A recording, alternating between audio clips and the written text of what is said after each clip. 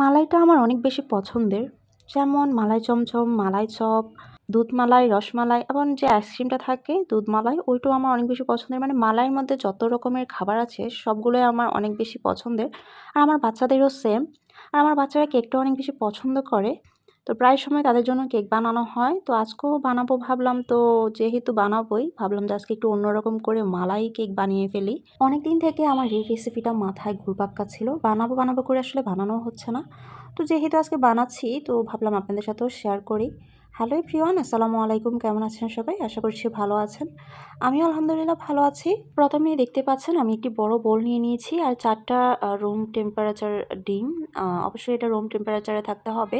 দেন হচ্ছে আমি ডিমগুলো ভেঙে নিয়েছি, দেখতে পাচ্ছেন কুসুমগুলো আলাদা করে নিয়েছি। আর আমি এখানে 1/3 কাপ চিনি নিয়ে নিয়েছি। চিনিটা হচ্ছে আমি অল্প অল্প করে দিয়ে একটি ইলেকট্রিক হ্যান্ড বিটারের সাহায্যে বিট করে নিয়েছি। দেখতে পাচ্ছেন একসাথে চিনিটা দেওয়া যাবে না, একটু একটু করে দিয়ে 3-4 বারে দিয়ে হচ্ছে পোমি একটা টেক্সচার আনতে হবে, দেখতে পাচ্ছেন। কিছুক্ষণ বিট করার পর আমি হচ্ছে ডিমের হলুদ অংশটাও দিয়ে আরও কিছুক্ষণ বিট করে নিচ্ছি। হলুদ অংশটা দেওয়ার পর তেমন বেশি একটা বিট করা লাগবে না।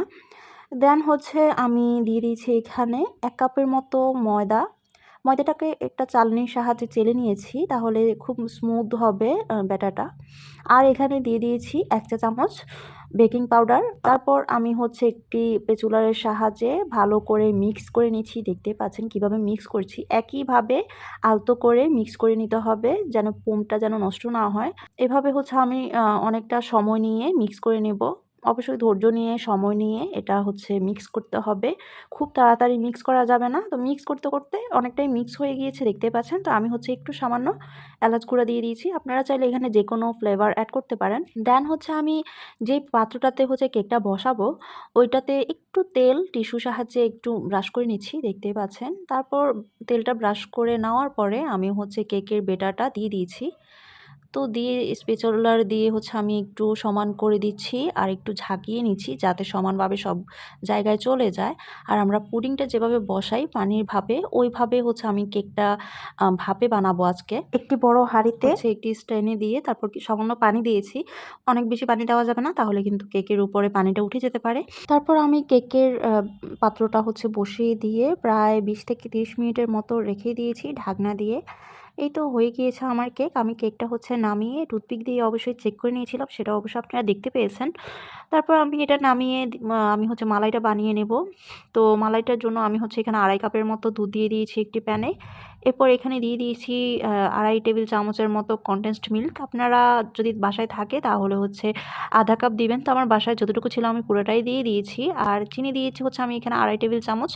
আপনারা যদি শুধু চিনি দেন তাও হবে, আর যদি শুধু কনডেন্সড মিল্ক দেন তাহলে 2.5 কাপ দুধের জন্য 1/2 কাপ কনডেন্সড মিল্ক দিলেই হবে। আর যদি চিনি দেন আপনারা আপনাদের টেস্ট অনুযায়ী দিবেন। যাই হোক, আমি ভালো করে মিক্স করতে করতে অনেকটা ঘন করে নিয়েছি। ঘন করে নিয়ে মালাইটা হয়ে গিয়েছে অলরেডি। এরপর আমি কেকটাকে একটা টুথপিক দিয়ে বা অথবা আপনারা চাইলে কাঁটা চামচ দিয়েও হচ্ছে ছিদ্র করে নিতে পারেন। আমি হচ্ছে প্রথমে কাঁটা চামচ দিয়েও ছিদ্র করেছি, তারপর টুথপিক দিয়েও হচ্ছে ছিদ্র করে নিয়েছি। অনেকগুলো ছিদ্র করে নিয়েছি যাতে হচ্ছে মালাইটা কেকের ভিতরে প্রবেশ করে। তাহলে হচ্ছে মালাই কেকটা খেতে আরও বেশি মজা লাগবে। যদি ভিতরে না যায় তাহলে তো আর ভালো লাগবে না। তো আমি হচ্ছে ভালো করে ছিদ্র করে নিই, তারপর হচ্ছে মালাইটা ঢেলে দিয়েছি। অবশ্যই গরম গরম মালাইটা ঢেলে নিতে হবে। মালাইটা ঢেলে দেওয়ার পর আমি এখানে 2 রকমের বাদাম দিয়ে দিয়েছি, বাদাম কুচি।